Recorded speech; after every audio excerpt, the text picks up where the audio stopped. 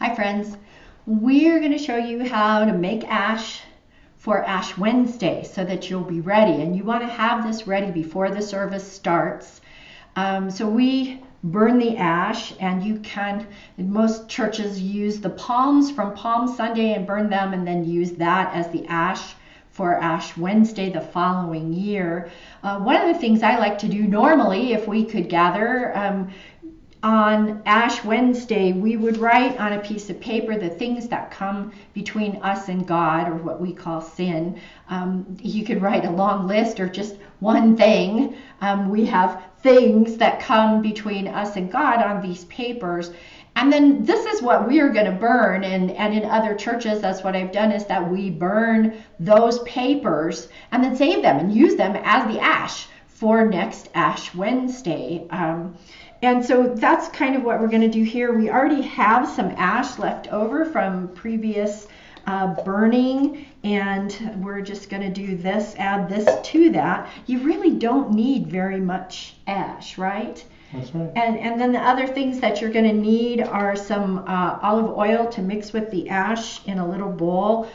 Don't mix it with water. Always use some kind of oil. I like the EVO. And then you're going to need a soapy water bowl and some paper towels to wipe the smudge off your hands when you're done. Yeah. So. Okay, here we go. I want to use a metal bowl on a non-combustible surface. Very important. That's the fire captain talking here. We'll let her match, and we'll put it in igniting the paper. So just take just a minute or two. You don't want to do this underneath a smoke detector, obviously, so kitchen is good. We're wintertime, we've done it. But outdoors on the sidewalk is also another prime place to do this. And make sure that just nothing combustible is around it. You usually do this out on the... I do, out on the walkway. On the cement walkway, yeah. I have the neighbors wondering what I'm doing. Yeah. Burning evidence. And actually that is what we're doing, isn't it? Yes, we're burning evidence. I also use a metal chopstick to kind of stir the ashes after the flame is out, and kind of mix them around. Thank you, honey. Just don't put your fingers in there. We don't want anybody to get burned, so just be very careful for sure. As right now, this bowl is a little warm, so as Revelyn said, want to be very cautious that we don't burn ourselves on the metal bowl. Yeah, so just stir it until all the embers go out, just like you would a campfire. And still have some embers in there. And if you're burning, if you get the ash that was handed out at church, they're handing out ash that's that we bought, and that is really ashy ash. That'll be really dark, should be really dark, and very fine. If you're burning something to make ash, you'll have particles in there that are bigger than what ash normally is. But if you mix it up, it all comes out all right. And then you put some in the little, and you don't need very much. You just need, that's good, that's good. You just need a little bit. And even for a large family, you don't need much. And then you only need a little bit of the olive oil. I like to put maybe a tablespoon in, because I could tend to like mine a little bit, I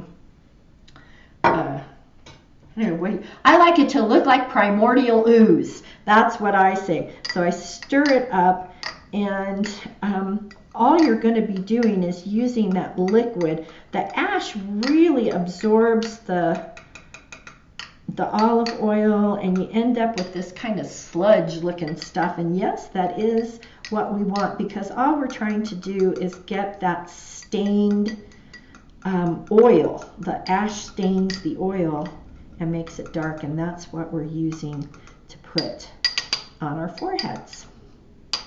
And then I use my thumb, and I just get a little bit on my thumb like that. You see how we hardly use any at all.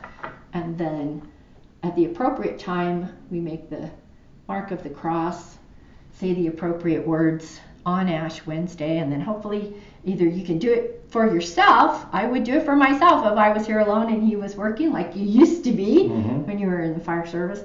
But if you have somebody who can also do it for you. And I'm going to use my finger instead of my thumb because my thumb is quite large and it would smudge the entire forehead. Just like that. And then when you're done, we just kind of put our smudgy fingers in the soapy water and get a paper towel and we're good to go. And you can leave this on and wake up with it on your forehead, or you can take it off in the evening before you go to bed. Either way, I hope this is helpful for your Ash Wednesday service. Again, make sure that you have all of this done and prepared so that when we worship together on Zoom on Ash Wednesday, you'll have what you need for that service. See you then.